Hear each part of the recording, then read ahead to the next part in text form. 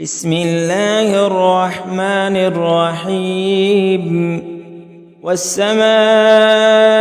والطارق وما أدراك ما الطارق النجم الثاقب إن كل نفس لما عليها حافظ فلينظر الإنسان مما خلق من ماء دافق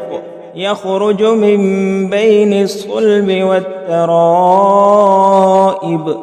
إنه على رجعه لقادر يوم تبلى السرائر فما له من قوة ولا ناصر